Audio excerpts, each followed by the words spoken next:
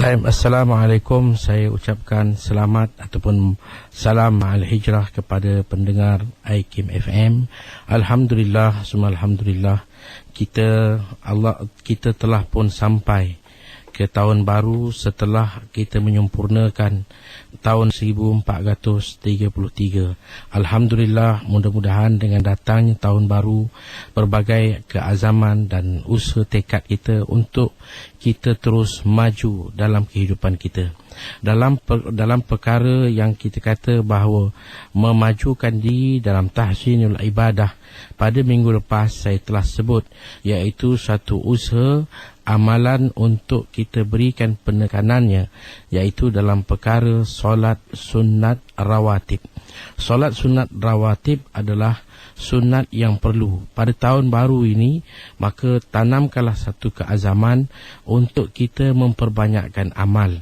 Kerana kita tahu dengan memperbanyakkan usaha dunia, kita dapat hidup senang, kita dapat rumah, kita dapat kenderaan. Itu untuk dunia kita.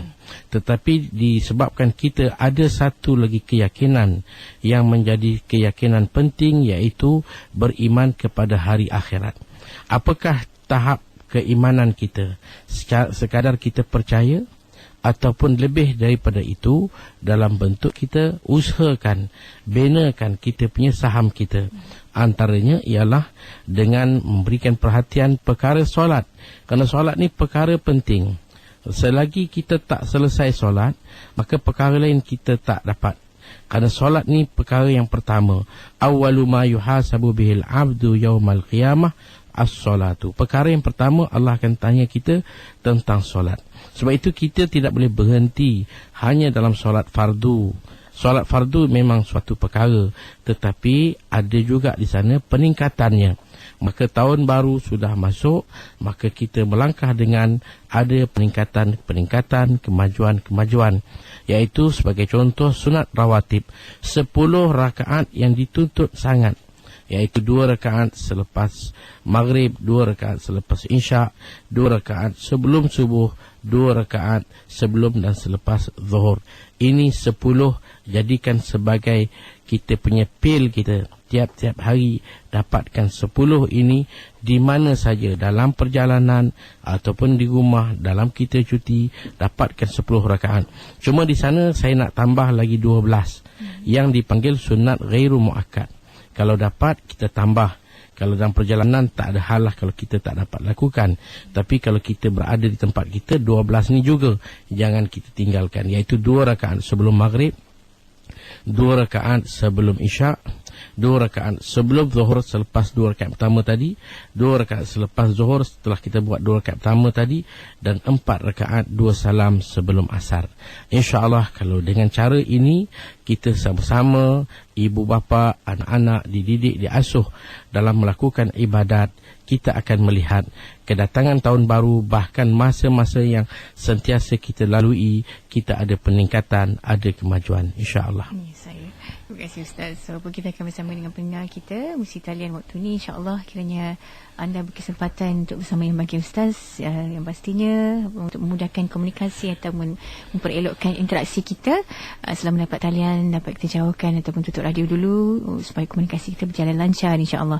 Bersama dengan pemanggil yang pertama pada waktu ni. Hello, Assalamualaikum. Waalaikumsalam. Silakan, siapa di talian? Saya Amin dari Kuala Lumpur. Silakan bersama dengan bagi Ustaz. Assalamualaikum Ustaz. Waalaikumsalam warahmatullahi. Saya nak tanya 2 soalan ni. Ya saya. Yang pertama, contohan kita solat zuhur. Lepas tu dah sampai rakaat keempat, kita was-was. Kita was-was macam ni, kita dah sampai ke belum rakaat keempat. Lepas tu kita tambah lagi 1 rakaat. Jadi 5 rakaat. Apa kesudahan solat tu? Apakah kita perlu sujud sahwi ke ulang solat balik? Soalan kedua. Yang kedua, kalau kita qada solat tu kena harus pada waktunya. Contoh kita solat qada solat asar lah. Lepas tu kita solat asar kita tinggalkan hari ini. Lepas tu nak qada kena tunggu solat waktu asar lagi ke macam mana?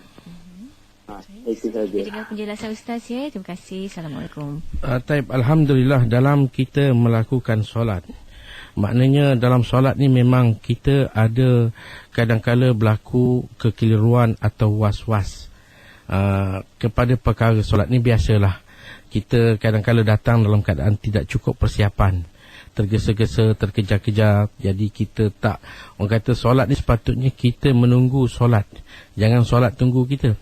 Jadi bila kita dalam terkejar-kejar, berlakulah keadaan yang mana mengelirukan, dah 3 ke 4, dah baca ke belum. Jadi ini sebenarnya daripada sudut fiqh dia tidak menjejaskan solat, kerana memang boleh berlaku, kerana benda berulang-ulang kali. Cuma yang kita tak boleh nak ulang-ulangkan dia dalam bentuk was-was ialah takbir dan niat. Jangan kita dah sampai dekat nak habis, aku dah takbir ke belum tadi, itu tak boleh. Ataupun dah nak salam dah kita, aku niat apa tadi, itu tak boleh. Tapi masalah rakaat, bacaan Fatihah, rokok, sujud dan sebagainya boleh. Kadang-kadang dah baca Fatihah ke belum. Jadi kalau ini timbul 3 ke 4, kita ingat 3, 4, kita tak boleh nak buat keputusan, tak ada yakin, maka kita jangan beri masa yang lama, terus buat keputusan. Jawapan dia 3, kerana kita ambil yang kecil. 3, 4, jawapan dia 3. Bila jawapan dia 3, kita kena tambah satu lagi. Bila dah kita tambah sampailah selesai salam, bahawa solat kita dah jadi 5 rupanya, maka solat kita sah, tak ada masalah. Cuma disunatkan sebelum kita salam, kita sujud sahwi 2 kali dan kita bagi salam. Tapi kalau kita tambah 3, 4, kita pun tambah 1. Bila tambah sedar bahawa benda ni dah 5 sebenarnya, maka jangan kita teruskan. Kita kalau sedang baca Fatihah berhenti, kalau sedang rokok berhenti, apa pun yang kita buat semua berhenti. Terus kita duduk buat tahiyat akhir, dan sebelum kita bagi salam sujud sahwi. Jangan kita rasa dah bangun ni lajakkanlah, habiskanlah, itu tak boleh. Bila dapat yakin yang kita dah lebih, maka kita berhenti. Kalau dah terbuat, itu tak batal. Kalau dah teringat, berhenti. Kalau memang cukup-cukup 3, 4, kita ingat 3, tambah 1, memang betul 4, tak perlu kita nak sujud sahwi. Sempurnakanlah solat kita. Jadi itu dia punya jawapan dia. Maknanya kalau kita rasa was-was, ambil yang kecil, 3, 4, jawapan dia 3. Kalau buat atau belum, jawapan dia belum.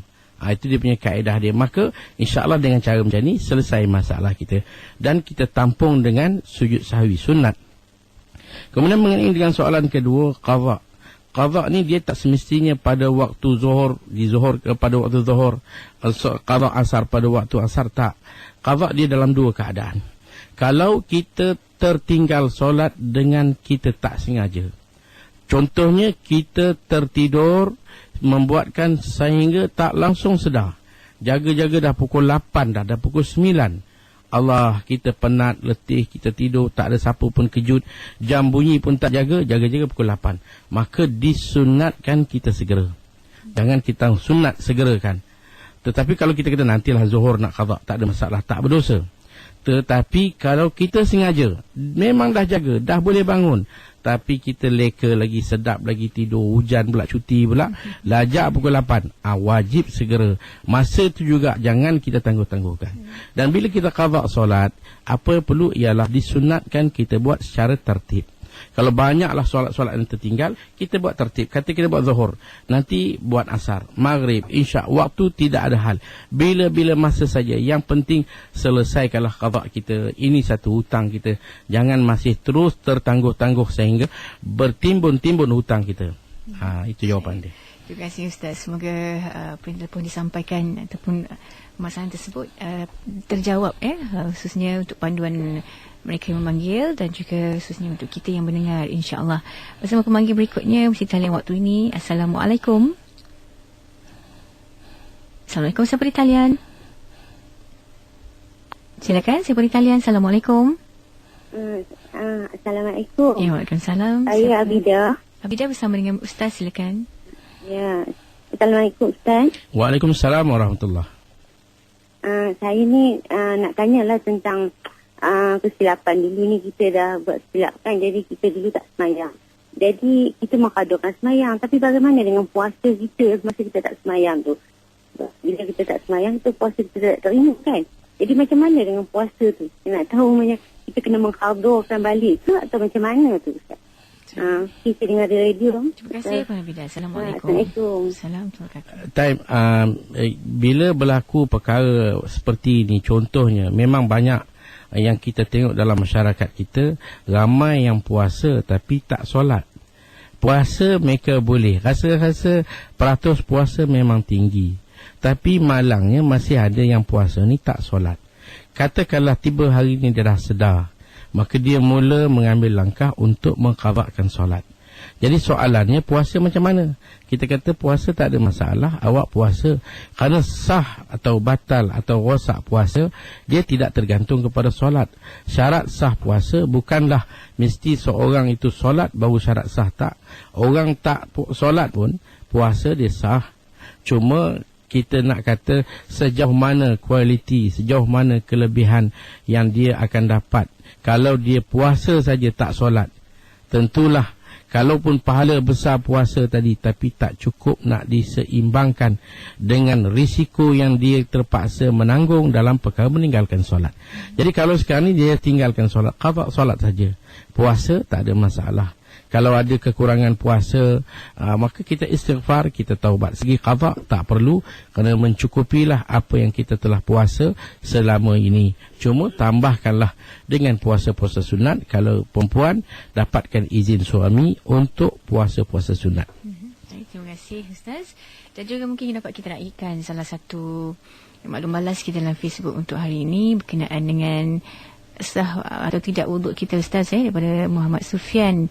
Kalau rambut kita berminyak, contohnya jika diletakkan minyak zaitun. Silakan Ustaz.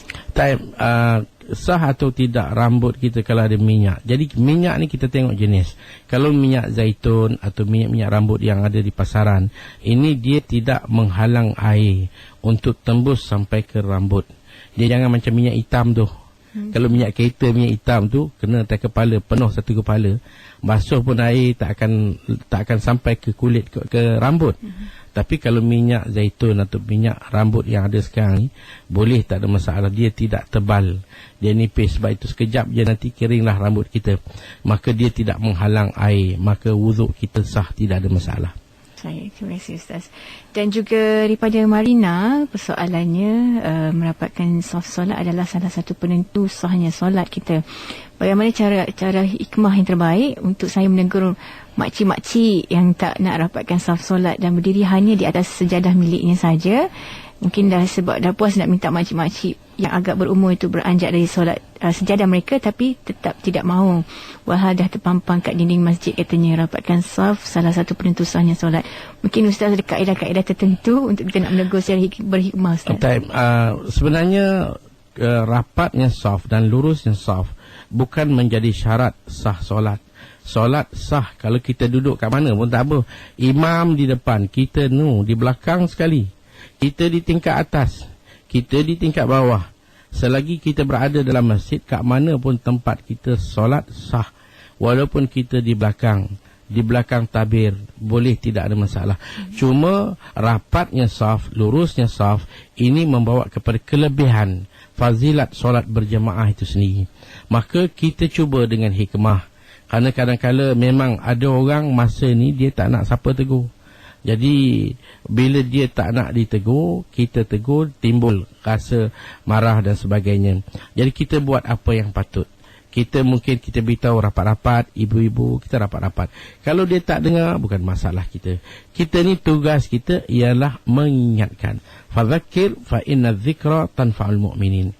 Ingat, memperingatilah, kerana dengan ingat memperingati memberi faedah kepada orang beriman. Jadi kita ni sebenarnya jiwa kita, satu perangai yang perlu kita tanam ialah kita suka dinasihati, kita suka diingati. Itu sepatutnya. Sebab itu kita ni insan. Insan ni bermakna adalah makhluk pelupa.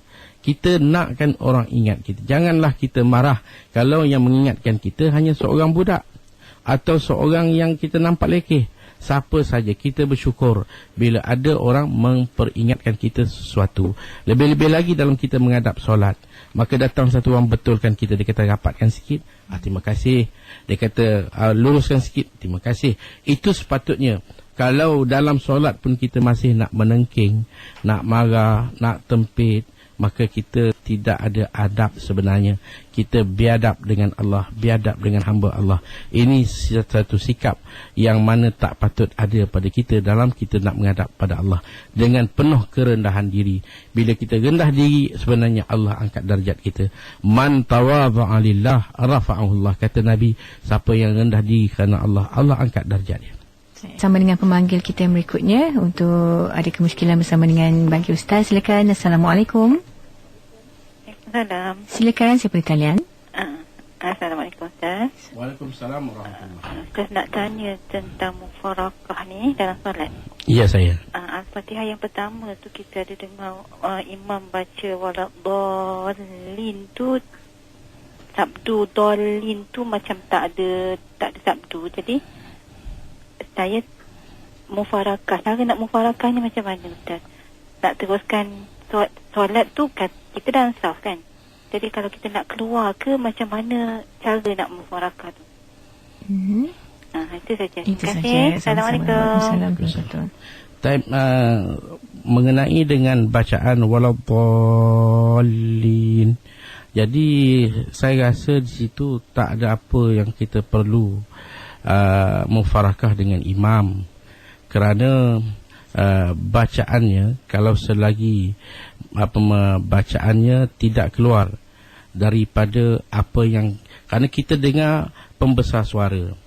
Pembesar suara ni kadang-kadang suara tu tak sejelas, yang mana kita tidak boleh membuat satu keputusan yang meyakinkan bahawa bacaan imam itu adalah tidak sah.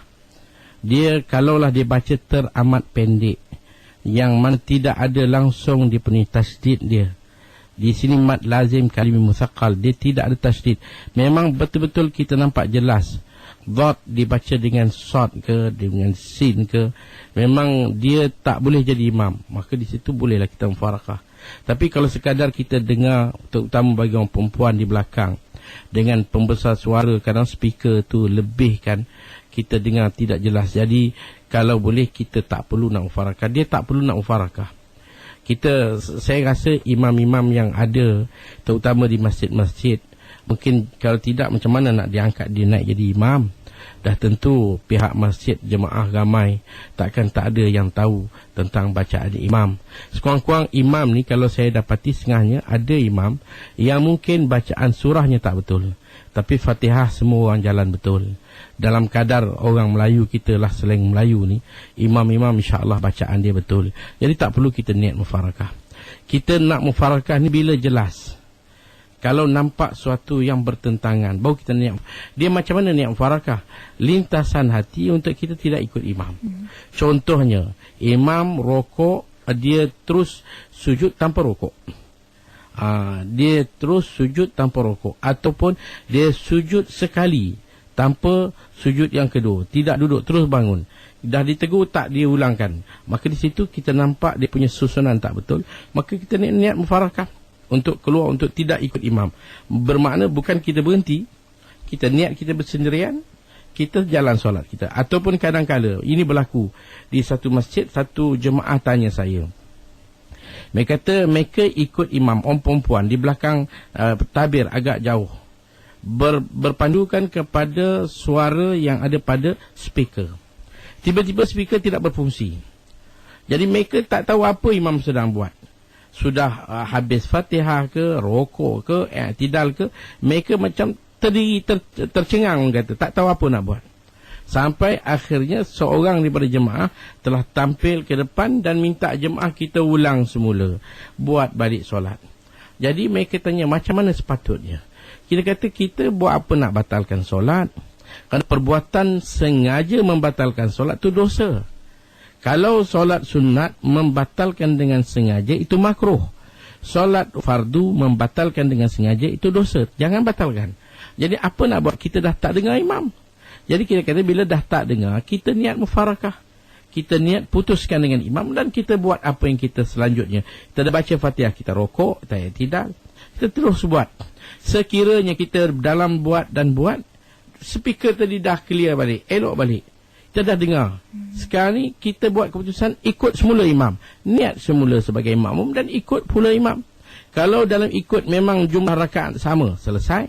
Tapi kalau jumlah rakaat kita lebih, maknanya kita dalam senyap tadi kita dah buat pun sampai ke 3 rakaat. Imam baru 2, kita dah 3. Maknanya bagaimana kalau katakan imam dah sampai, kita dah cukup 4, imam baru 3, dia akan bangun. Kita niat mufarakah sekali lagi, kita bagi salam. Kalau itu kalau kita lebih, kalau kita kurang, imam sampai tahiyat akhir, kita 1 rakaat lagi, imam bagi salam, kita bangun tambah 1 rakaat. Jadi istilah mufarakah ni bila keadaan perlu. Jangan nampak je silap sikit terus mufarakah.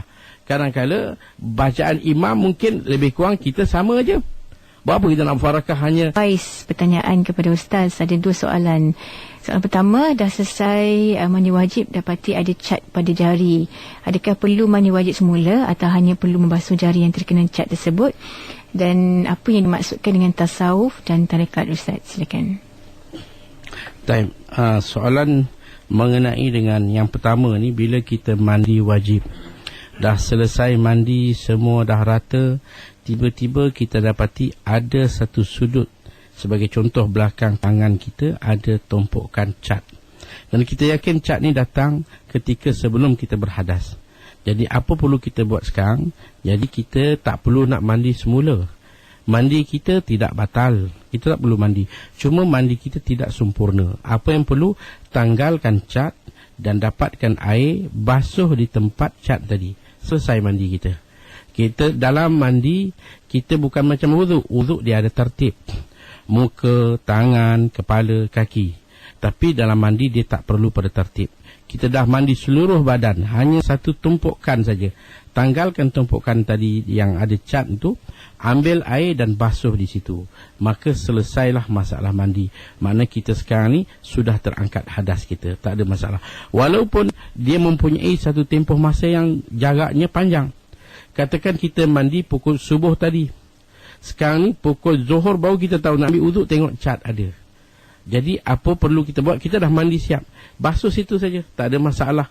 Kerana dalam mandi ni dia tidak mensyaratkan berturut-turut. Jadi kita terus, melainkan kalau kita ada penyakit. Jadi kalau tak ada apa masalah, kita hanya ambil air basuh. Jadi solat subuh kita tadi tak sah. Kita ambil wuduk semula, solat subuh. Dan zuhur kita betulkan. Tapi masalah mandi tak perlu kita nak ulang semula. Kerana dia tidak menjadi suatu berturut-turut sebagai syarat sah kepada mandi.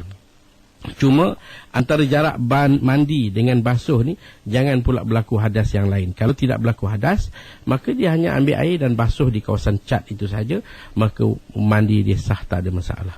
Kemudian masalah tasawuf. Tasawuf ini adalah satu ilmu penting. Kita ada 3 ilmu dalam kita hidup semasa. Pertama ialah ilmu yang dipanggil ilmu Islam, iaitu bila mana Jibril datang dan bertanya pada baginda tentang Islam. Dan Islam ni suatu yang mempunyai kaitan dengan zahir manusia, yang lebih mudah namanya ilmu fiqh. Yang kedua ialah ilmu iman, ilmu yang juga menjadi soalan Jibril, iaitu ilmu yang berkaitan dengan dalaman, ilmu akidah, i'tiqad. Yang ketiga ialah ilmu ihsan, iaitu ilmu pembentukan dalaman. Tasawuf ni dia bentukkan dalam, dia bentukkan jiwa kita supaya kita dapat kikiskan, buang penyakit-penyakit yang kita tak boleh basuh dengan air, yang kita tak boleh dapat di hospital-hospital. Kita akan dapat dengan bacaan Al-Quran, dengan zikir, dengan amalan-amalan tertentu, maka hati kita akan sempurna. Kalau tidak, dia ada penyakit riak, penyakit takabur, penyakit sombong, dan berbagai penyakit yang sebenarnya lebih bahaya daripada penyakit-penyakit yang lain.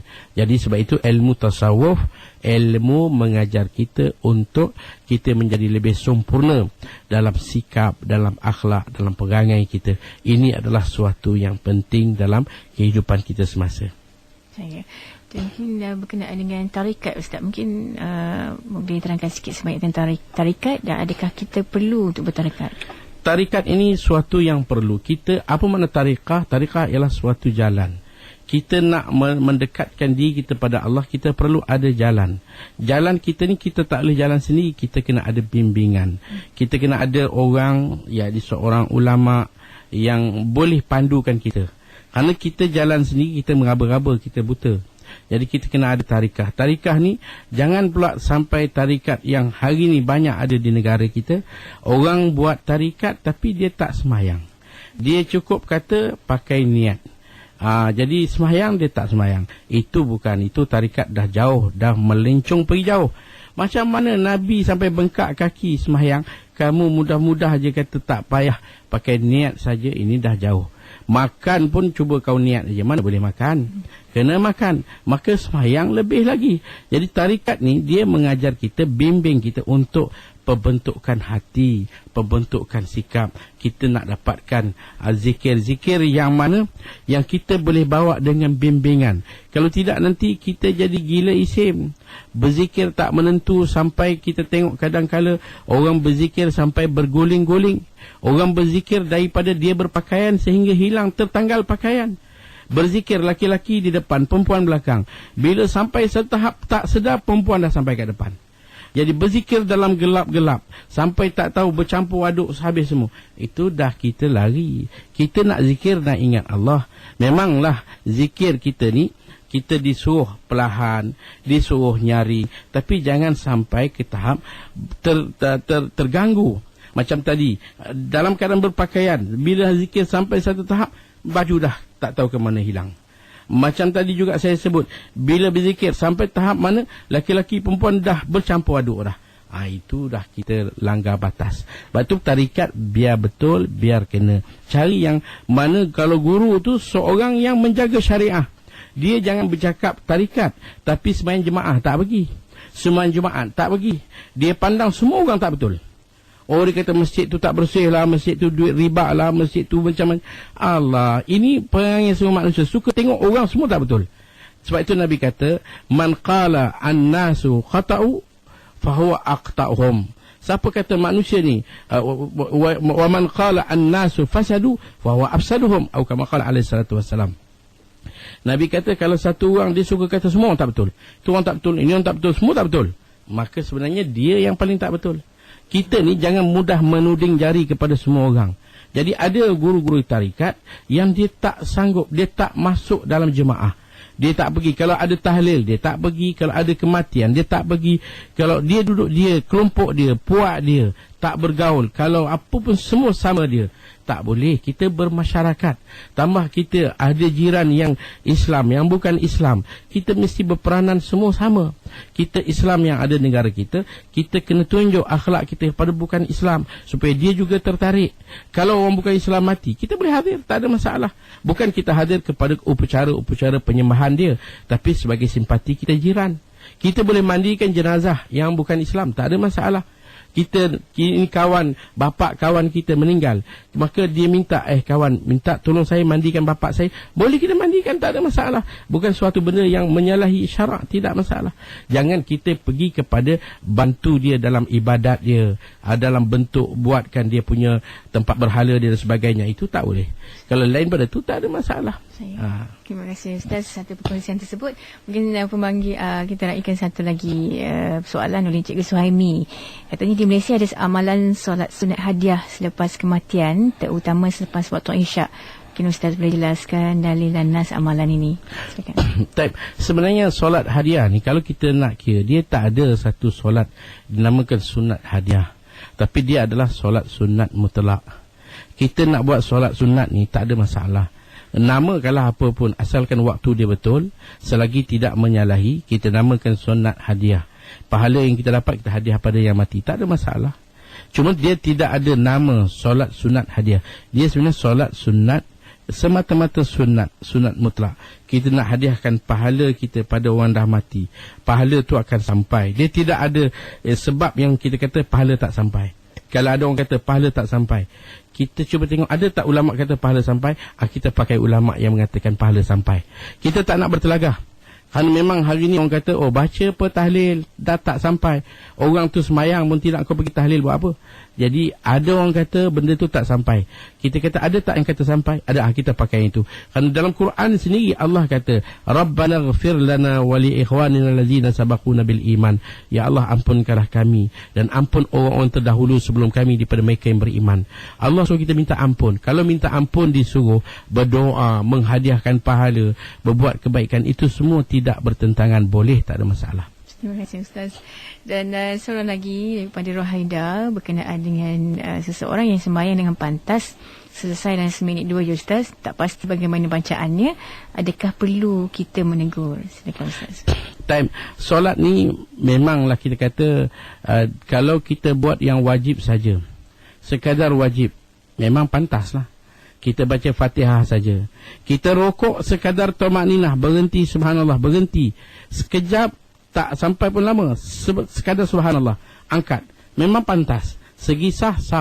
Kalau kita nak tegur, kita boleh tegur secara hikmah. Macam mana Nabi tegur sahabat.